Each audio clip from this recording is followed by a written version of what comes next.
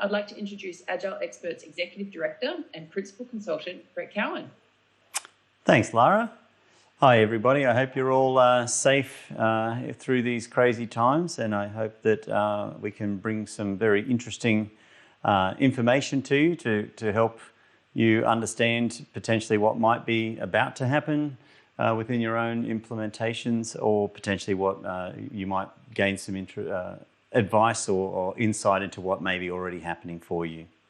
So with that, without further ado, let's begin.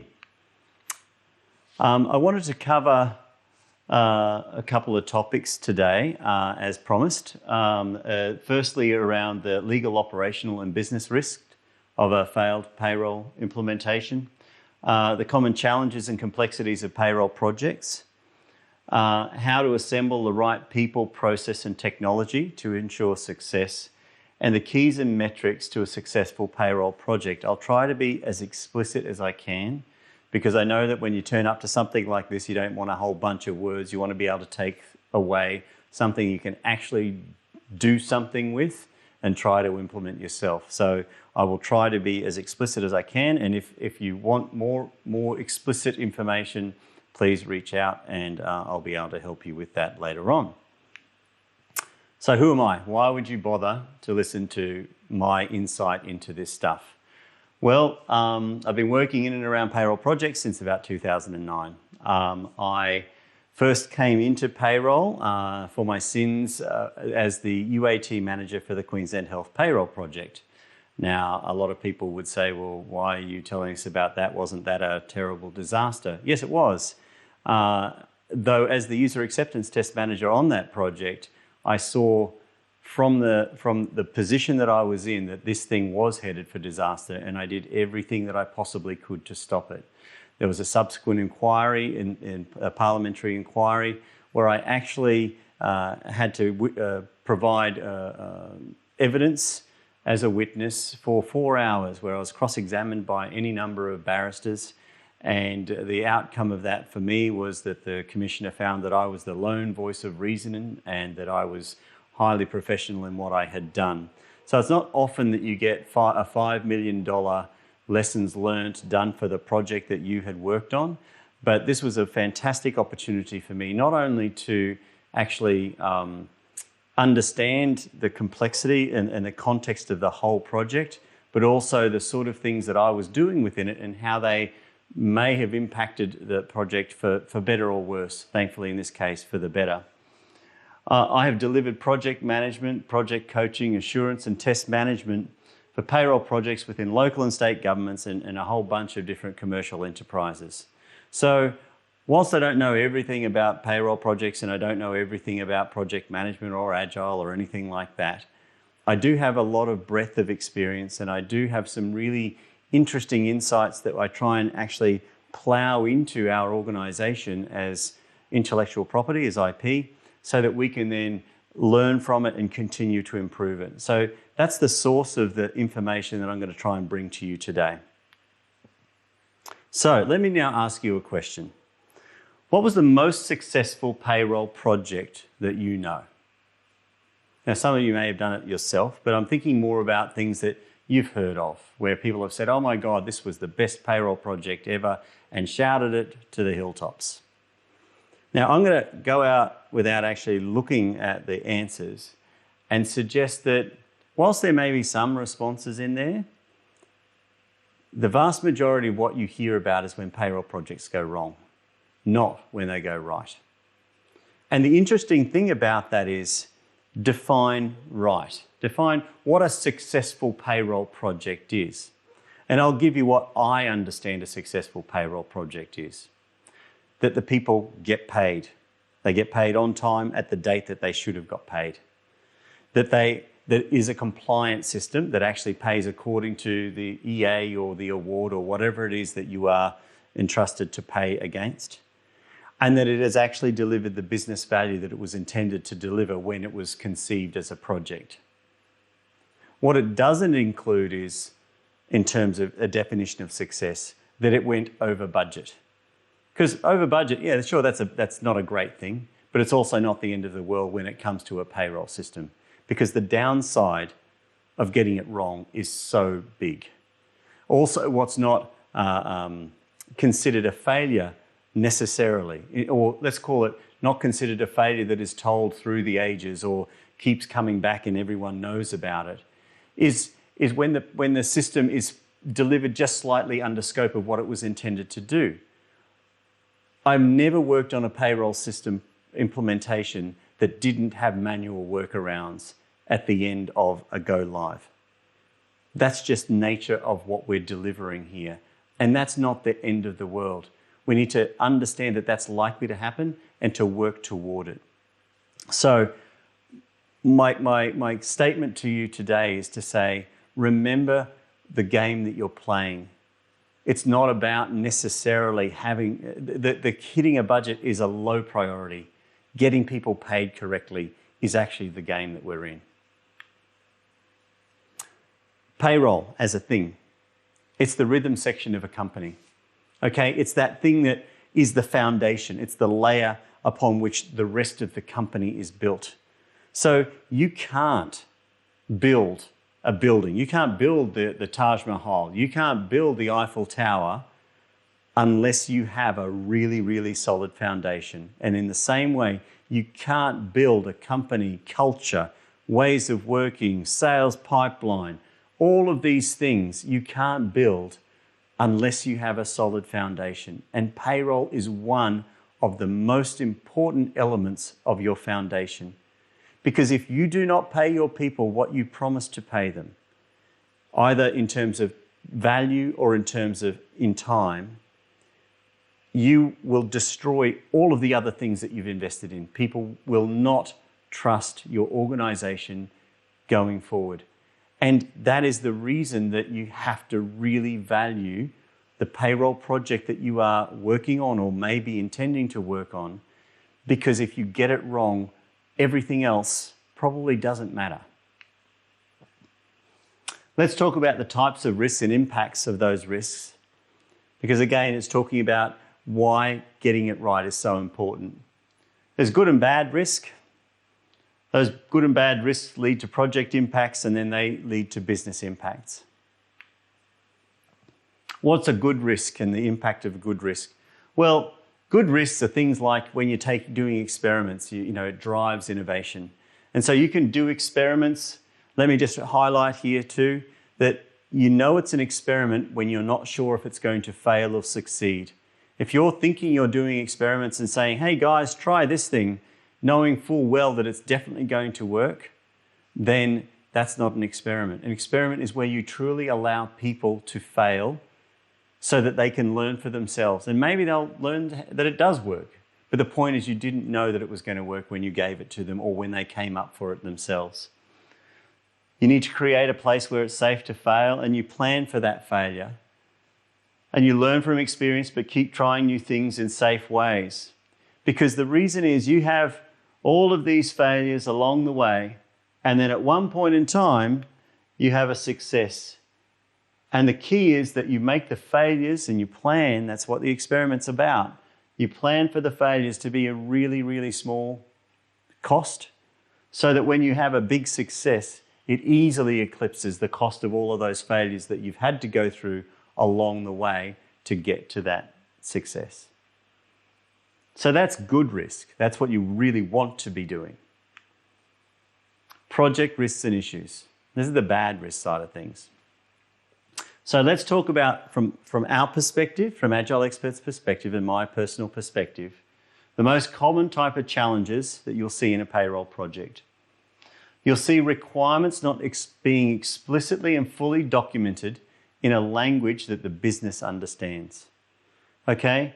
That means that it's very common in payroll that vendors or suppliers will come along and say, look, here is the structure of the requirements or the specs that I need you to document it in so that we can then go and build it, because our technology demands it to be in this way.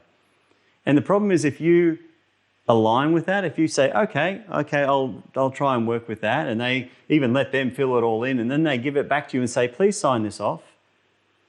It's not in a language that you understand. It's in a different language. It's like me giving it to you in German and saying, hey, please sign this contract. It's good. And you can go into Google Translate and you can translate it into English and say, oh, seems to be about what I want. But you don't really know. The complexity's in the detail, especially in payroll. You'll know that. So expect to be able to sign off your specifications in your own business language and then give it to the vendor and say, we are going to test against our language and our specifications.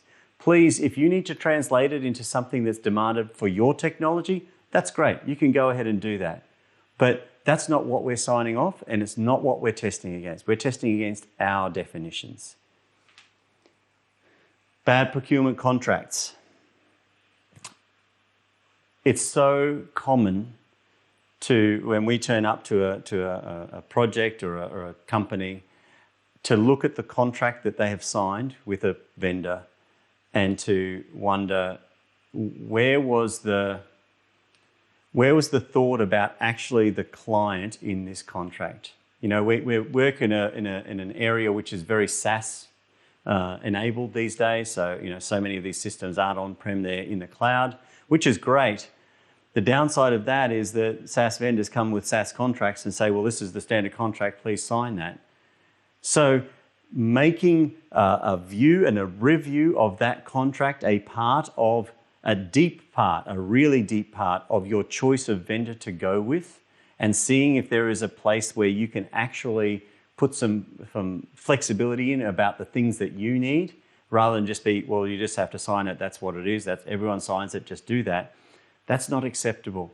You really need to make a view and a review of the contract an early part of your choice of which vendor to go with, because it makes all the difference moving forward, especially in the delivery of configurations in the services side, more so than in the actual product running and operations side. Differences between what the project understands its purpose is and what the business needs the project to deliver. Generally, all these projects start off with a purpose, and we know what we're trying to deliver. But depending on where the project is driven from, if it's driven from a different area other than the business, so the project, the PMO or something like that, resides somewhere different to the business, it's natural that there is this parting of what are we actually trying to achieve. And you need to have active maintenance of that to ensure that the two stay together. It's effectively entropy. The universe forces things to disperse and to go away from the natural path that you'd like them to follow. The universe is a crazy place. So unless you are putting effort in and trying to ensure that everything stays aligned, then it will diverge. So what the project understands its purpose is and what the business needs it to be is invariably an interesting question to ask when you walk into a project that's been running, and you'll hear very, very different things about what people think they should be doing. Incorrect tool or vendor choice. That's about, again, as I mentioned earlier, making sure you deeply understand what it is that you want and making sure that you go to market with that so you can truly understand, you can truly choose the right tool and vendor to align with what you need. Don't think so much about 10 years' time. Start with what I need tomorrow. And then from there, everything else is a nice to have. But make sure you get what you need tomorrow as front and center. We need to achieve this, because that's the thing that's going to pay people tomorrow. 10 years' time, maybe you'll need it, maybe you won't. Under-resourced project teams. Comes down to, again, remember the priority of what you're doing. Do not under-resource your team. It's just not worth it. Don't go crazy. Don't have people sitting around surfing the web all day. Fine. But when people say, hey, I need a hand, I need extra effort to do X, Y, or Z, do it. No one's ever really worried about going over budget when a payroll system pays correctly. They will crucify you if you go over budget and it pays incorrectly. But success is about correct payment. It's not about hitting an arbitrary number, which is what a budget is. Project teams which do not include all stakeholder groups and SMEs. When you're building your team, you need to recognize all of the people that are impacted by the payroll system. You know, we say payroll, sometimes it's TNA, sometimes it's payroll, sometimes it's HRIS, in the same sort of space. Okay, they're different systems, I get that, but they're in the same sort of space. And they all have all of these tentacles that go through the organization. So you need to make sure that all of the people that really need to be part of the project are actually in the project, not someone will call up. I've seen projects where, oh, look, I need to talk to someone in IT to get, you know, a server built or whatever it might have been. I'll raise a ticket. And you can imagine that's now a week gone before you even get a call back to say, hey, I see you need a server built. What do you want? You want a delay in a project and the zero value add delay. There's one right there. Get people into your project. It will do two things. It will mean that you actually have effort available to do the things in those specific areas that you need them to be done. But not just that, you'll get buy-in from those things. Those people will become your change champions in each area of the business. And then suddenly, the thing that you used to be really struggling to get support from the let's say the infrastructure team, by bringing an infrastructure person into your team, you will get that person to be your champion into the infrastructure world. And not only will they manage it all for you, they will convert the mindset of those people to help you. It's amazing when you see it happen. Inadequate and or inappropriate test approaches. Payroll's pretty special when it comes to testing. So make sure you get someone who really understands how to test payroll into your project. It will make the world of difference. Project processes which obscure visibility of actual progress and context. So this is where we start getting into the more agile style, philosophy and methodologies. Make sure that you're actually using information radiators to make sure that you're communicating to the world about the sort of things that you are doing and the sort of progress that you're making. Firstly, you'll ensure that you maintain sponsor interest. You'll make sure that everyone is behind you because you get inertia, you get flow, you get movement. People get excited by that. And that's what you need to make sure this project gets over the line. So make sure that you're getting that by showing people movement, by showing people the progress that you're making. And you will be amazed at the difference in attitude of how your project is viewed. Your project will become the one that everyone wants to work with, not that one down the back that, oh my God, they want some more things to happen. Okay, I guess I have to go and help them. That's the project that you want your payroll project to be. Lack of specific payroll project experience within the project team. Not everyone needs to be hugely experienced in payroll, but you definitely need to have a core that absolutely is to show the way, to lead the way, and to be able to show the way that it should be done.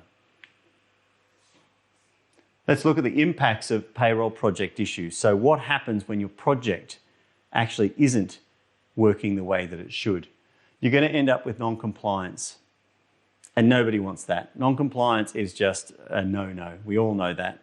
So let's not even bother talking about it. You can't do it. You're going to either end up with a whole bunch of manual workarounds to achieve the compliance, which is then going to give you really high ongoing operational costs. All the reasons, the business value aspect of why you're doing the project in the first place is to reduce operational costs as a general rule. It doesn't deliver the business value that it was intended to deliver, right? That doesn't just have to be operational costs. That can be a better experience for your staff. It can be that you have better auditability. So every time audit comes in, you don't have to spend a month trying to find all of the stuff that they ask for. It's press a button, there you go. You can have everything you need.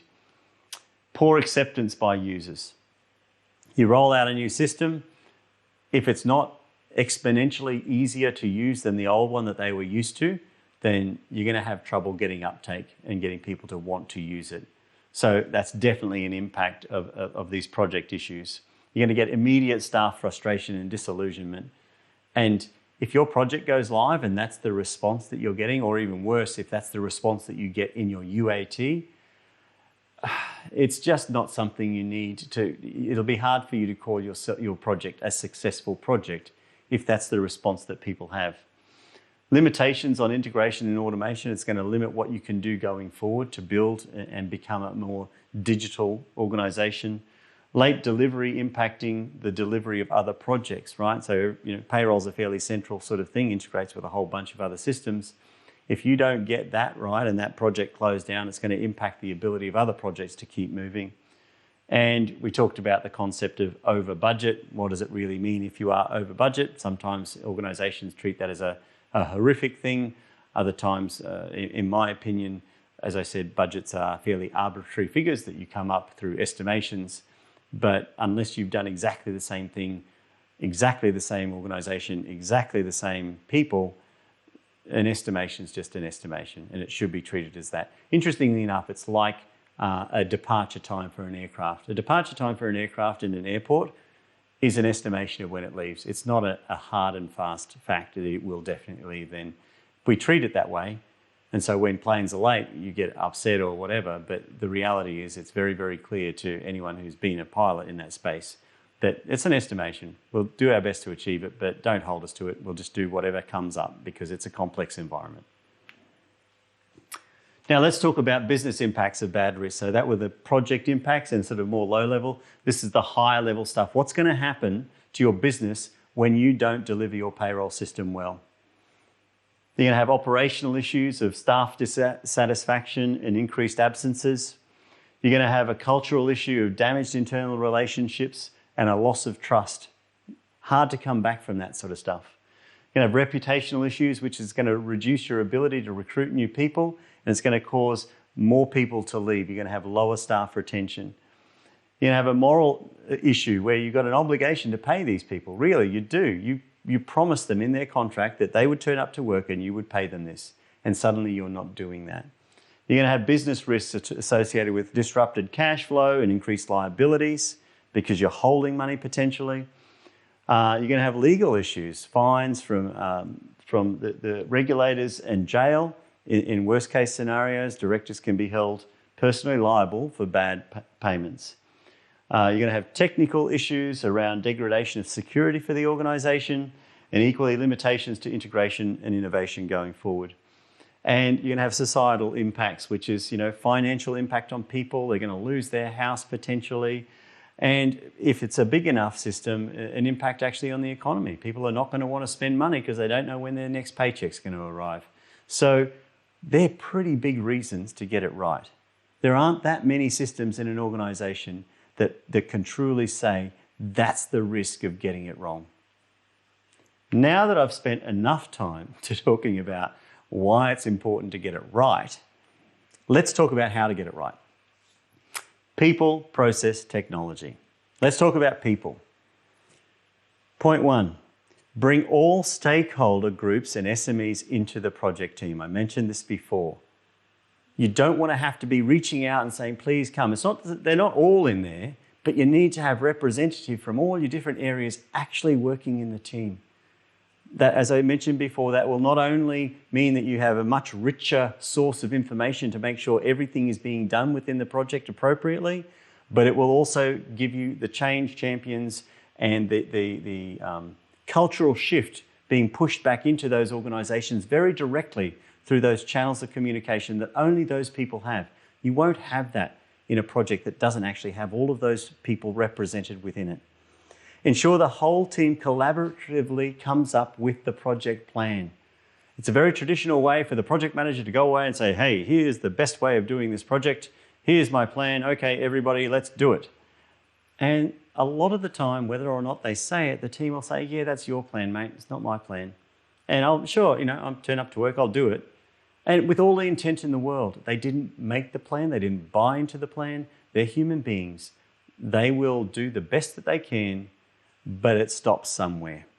If you ask the team themselves to create their plan, and you can help them, you can facilitate it, but ultimately they come up with their plan, they will own it and they will then deliver on it. And you can bet your bottom dollar that they will do a much harder job of getting that thing done than they will if it's somebody else's plan. Make sure the project team has full view of the context of the project. This comes back with keeping them in mind of the purpose. Make sure that your project team always can see the purpose, and the best way that they can be reminded of that is to see the whole context of the project. Now, that doesn't work via a Gantt chart that's, 2 walls long and it's so detailed that you can't really understand all of the detail of it. You need to have this big roadmap that just shows high level, all of these chunks of things that are happening, and you can see the end date, and we're just walking through these big chunks and we can see, yes, we are definitely going to make this thing. It's crazy, but it's just so human. It's all about motivating people and making sure that they all understand what you're trying to do. Your team has the solution in their heads. You just have to create a way, an environment to help them all work together to get it out. Process. Let's talk about process. Document the change and environment management process. Make sure that you understand how you're going to get fixes in from the vendor. Make sure you understand what environment it's going to come into, how those changes get moved from one environment to the other before it may be landing in prod. Make sure that you understand how you're being informed about what those changes are, what influence you may have over that. That is such a critical component about making sure that you maintain flow. A lot of the time it's assumed. Don't allow it to be assumed. Make sure you explicitly understand that. Because in the discussion, you will come up with a whole bunch of insights that you didn't actually realize were there, assumptions. Keep the defect management process lean and focused on outcomes, not on blame. We're all in this. You, the supplier, all the team, everyone is here to get that success. Keep the context there. Everyone can see that goal. Everyone understands it. Let's keep going to that and make sure that when we see defects, we're focused on actually getting them fixed. We're not focused on, well, that was you, I gave that back to you, why haven't you fixed it? All of that sort of stuff, it achieves nothing. It achieves acrimony, and that's the last thing you want in a successful team. So what you need to do is just keep saying, look, here, what do you need from us to next time you deliver that fix that it's going to be right? Is there some misunderstanding about the requirement? Can we sit with you? What really do we need if you're really struggling to get a specific bug over the line? Most of the time, that just means people don't really understand it. And so focus on that as the source of the problem. Don't focus on the fact that they haven't delivered the fix yet or that they've delivered 5 times and it still isn't right. Keep the governance close to the project, not a layer removed. What that means is with these information radiators that I've mentioned before, make sure that that's part of your governance process, be it very directly or even just, where were we at this stage? Take a photo of the thing or take a snapshot of the thing and say, there, that's where we're at. Normally governance in the terms of the snapshotting type gates needs a bit more than that. That's fine. But try and bring directly in the artifacts from the project. Because as soon as you start making interpretations on that, without actually showing a clear, simple view of where it was actually at, the raw data, you got problems in actually making sure that people understand it. So make sure the raw data is simple so that everyone can still understand the raw data. If you're having to interpret all of that raw data, you probably need to look at whether you need to simplify that. Involve specialist consultants for their niches. You need consultants for interpretations. You need consultants for the legal matters in terms of the contracts. You need consultants for the assurance about where you're at within the project in that governance perspective. You need consultants with regards to IT security. All of these things, there's an ongoing list. All of these things you could possibly do yourself, but why would you? Get the consultants in, short, sharp, tell us what we need to know. Here's the solution, or here's the problem. Tell us the solution. Thanks very much. We'll call you again when we need you again. Don't scrimp on that because it's velocity is the key to success in this context. It's not about trying to work out how could we do it. Pull someone in, present the problem. They've seen all of this before 100 times. Get them to tell you what needs to happen. Thanks a lot. Off you go. That is one of the keys to success. Not the key to success here, but it's the key to success to help you get movement. And then finally, technology, collaboration tools. A collaboration tool is what you need to make sure that everyone understands what's going on. So they have a bunch of different sorts of functionality. So when you want to follow a page and someone comes and updates it, it automatically tells you about that.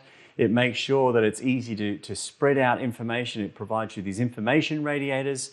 It provides you a forum in which you can interact.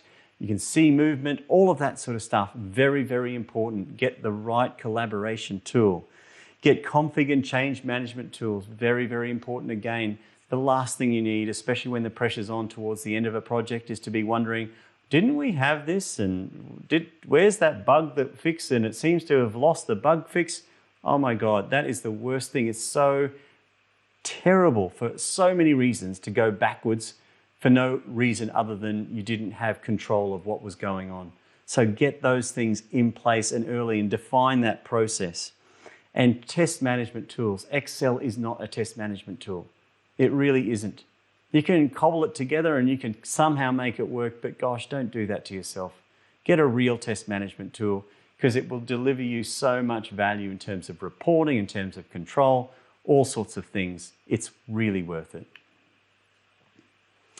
So let's talk about the foundation for success.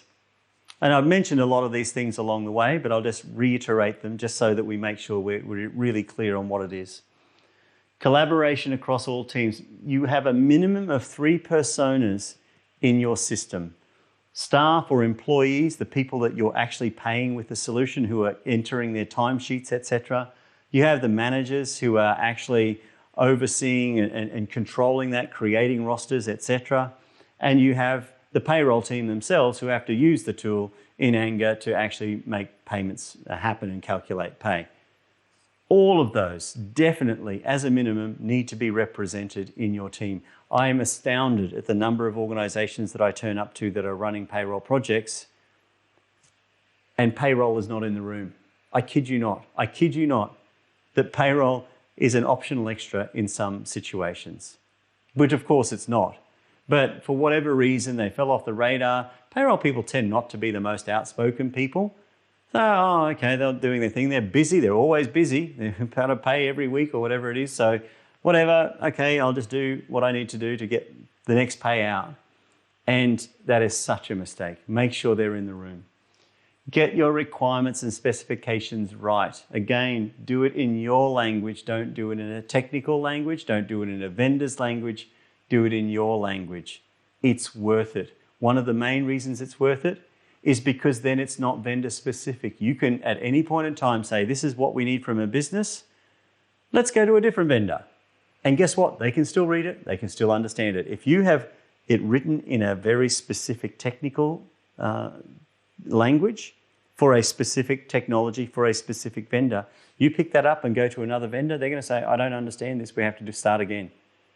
Don't do that to yourself. Have a source of truth which is in your language and everything else derives from that. Testing as well as the config of the solution. Know where you are and what you do. Map business processes first.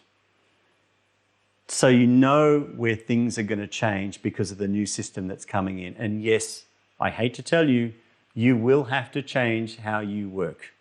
There is not one system in the world, unless it's just a simple upgrade of the old version to the new version of the same vendor's product. There is not one system in this world that will work exactly the same to enable your teams, be it staff managers or payroll, to work in exactly the same way. So know where you are, map that out, be ready to change where necessary based on what the vendor says. Hey, yeah, these are the things that need to change. Okay, no problem. And now you've already got yourself set up for an org change management process, which says, we are very aware now of all of the changes that need to happen. Let's go. Let's actually present that to our team, make sure they understand the ADCAR model of why, etc. And then let's just go from there. Very, very important. The key to success.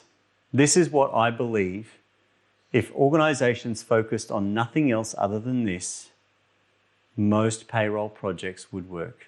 There's a whole bunch of other things that flow behind it. That's true.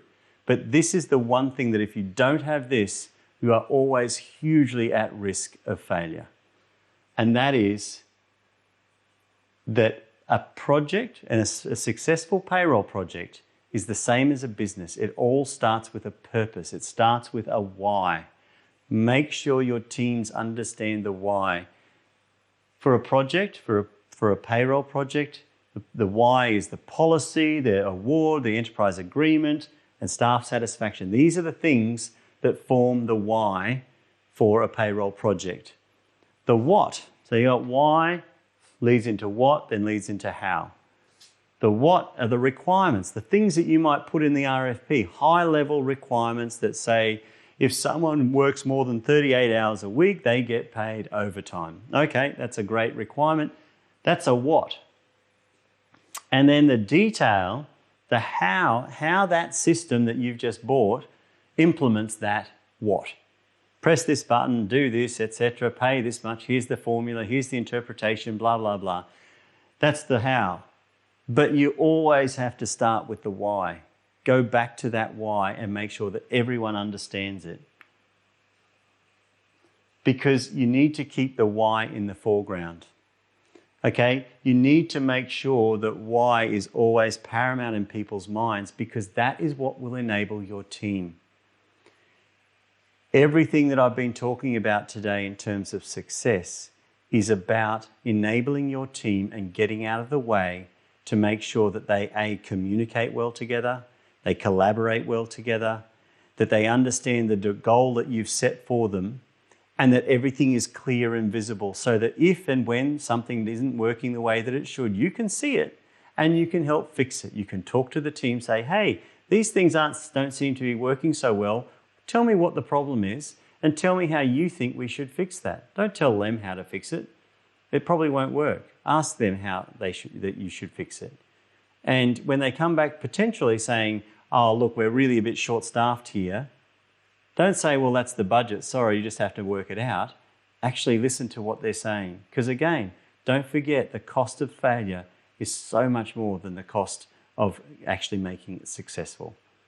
So I put these things in here. Just ProSci ADCAR talks about the why first. And the business strategy often talks about why. Get the why out there first and everyone can follow that. There's this quote here from a guy called Graham Kenny, who's the CEO of Strategic Factors. And he had this great quote that says, to inspire your staff to do good work for you, find a way to express the organization's impact on the lives of customers, clients, students, patients, whomever you're trying to serve. Make them feel it. It's about feeling. It's a human thing. Don't forget, all these people working for you are human beings and they will respond appropriately if given the right stimulus. And that means looking after them, making sure they can see what they're trying to achieve. Metrics. I did promise you some very explicit metrics, the things that we use when we are trying to drive a project to success. So I talked about requirements and making sure that we understand what our requirements are in our business language. That's great, but it doesn't stop there. I need to understand every single requirement, where it sits in a rank-ordered list from 1 to whatever it might be.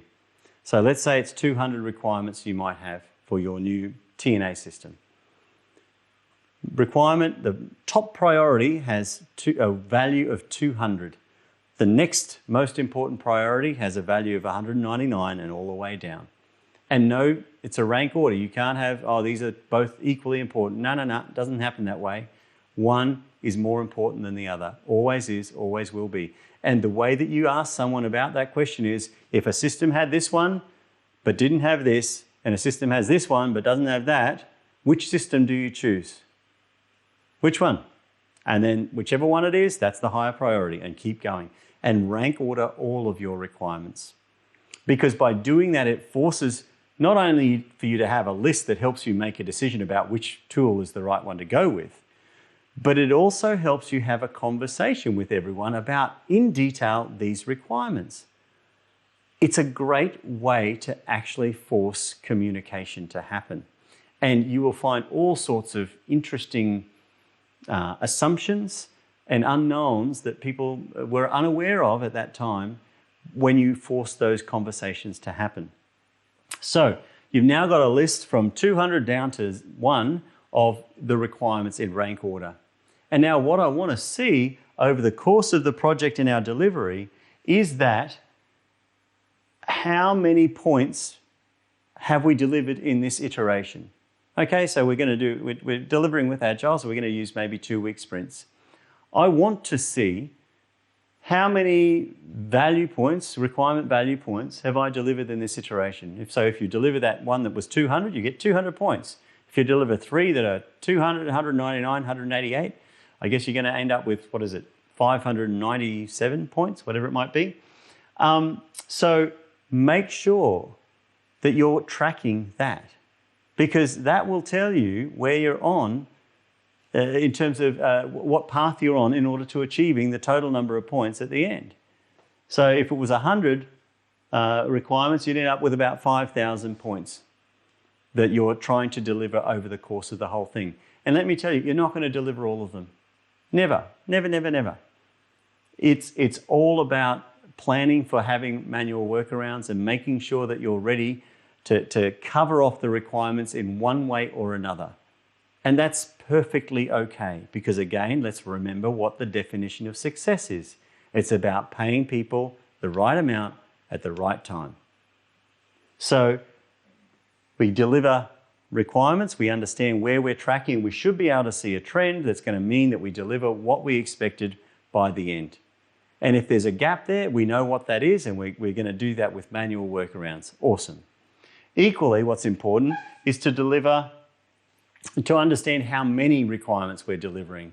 And so if you look at this chart, the line on it is the number of requirements that we're delivering, and the bars are the point value of the requirements that we're delivering each sprint. And those two in combination allow you to see actually how the project is moving along. And if you can see that trend, you can know pretty well where you're at. And let's make this clear. This requires that vendors don't just say, look, we'll hand over an environment when we're ready and then you can start testing. That is the highest risk, the silliest concept ever in terms of an approach. Why wouldn't we just open it up and say, look, as soon as you have something ready, give it to me, be it not the whole system, obviously, this requirement. Let's just focus on this one. Let's get this out there so we can start playing with that and saying, yeah, that looks great, or actually, no, there's still something wrong. Because sometimes you learn things from that and you go, oh my God, the fact that that worked that way means this thing over here is not going to work that way either. Oh my God. And then you can have a conversation early, not late, because that happens all of the time too. And then finally, from a team perspective, not as a management solution, but as a team thing to help them make sure that they're doing the right thing, you have what you'd normally call an agile perspective, a velocity chart or a capacity chart, which shows you how many points or how many, call it how much work you're doing through, how much value you're delivering each sprint. And theoretically, and hopefully, you'll see that gradually creeping up over the project as the team gets to work better and better together. So they are the metrics. And finally, I wanted to just put this out there for you. Payroll needs to work like magic, but the only way it can do that is with highly skilled magicians and with highly experienced support team behind it. And the highly skilled magicians are your payroll people, and the highly skilled support team are the team that are delivering the project and the team that are keeping the systems running throughout operations. So with that, I'd like to say thank you, and I hope you took some interesting insights away from it. Lara? Excellent. Great presentation. Thanks, Brett. So we do have a couple of questions that have come through. So one of these questions that have come through, Brett, it says, what are some of the key red flags that your payroll project or a payroll project is at risk? How do you know if you're potentially in trouble? That's a good question. I think that if I turn up to a payroll project and I see that people are not engaged, that I see there's a whole bunch of meetings going on where people have back-to-back meetings, I start to wonder how's anything actually moving forward, because you don't get that done in meetings. You get that done when you actually get back and are able to progress work generally on a computer of some description. And what that will tend to mean is that people are doing that outside of hours because they don't have time to do it during the day, so they do it outside of work. They're all going to get way tired. That's generally a very, very good indicator. Where you have sponsors who aren't turning up to meetings, in other words, they've kind of lost interest a bit. They've either written it off, that it's just too hard and I don't really understand what's going on, so I'll just step away from it, or they're trying to mitigate risk in other ways. But equally, where people can't close things out, right? So a value of agile delivery methods and ways of working is that you absolutely see when things are closed and tested and done, and then you can go to the next thing. And if you're not seeing that stuff happen, if you're not seeing progress, if you're not seeing flow in that way, then that would be a really big red flag. I also note that if you see a person, and often it's the project manager, is completely overwhelmed, so much stuff, and they're the bottleneck. And it doesn't have to be, it could be a specific SME or anything like that, where there's one person that seems to be overwhelmed with all of this stuff. That's an indicator of two things to me normally. One is that person really knows so much and they're just so valuable, but equally, they're so overwhelmed that they're ineffective. And normally what we do in that context is to go in there and actually try and break out everything that's in their head and throw it up on a wall somewhere and say, right, let's understand what exactly is happening for you right now. And it may be in the project plan, but most of the time it's a whole bunch of things that aren't. And let's get visibility of that and let's help farm that out to other people as much as possible. And sometimes it's impossible, but then that's not a solution. You really need to force that those things get out. I hope that answers the question. Yeah, absolutely. Excellent.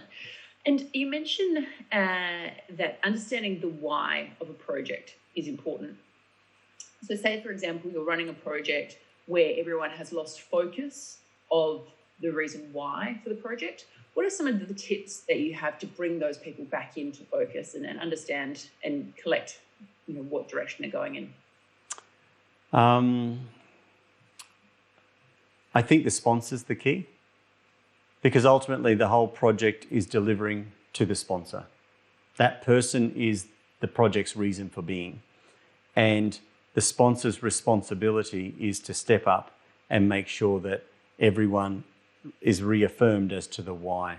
So to actually call an all-hands meeting for the project and stakeholders and say, hey, let's just go through again why this is so important to us. And to make sure that at every point that people have the ability to talk to that sponsor about it, to interact with them. And realistically, using a concept like retrospectives, where you're actually getting feedback from people that allows you to then decide on the most appropriate action, right? When you open up a safe space where people can truly say what it is that they're thinking and feeling, and then to take that information and say, right, how are we going to now solve this? And to talk to those people and to say, look, you've mentioned X or Y. Look, I'm open to hearing what you think would resolve that issue for you. And sometimes, sometimes it's too late. Sometimes the people are too far gone and you say, well, okay, well, maybe it is time for you to move. But most of the time that isn't the case.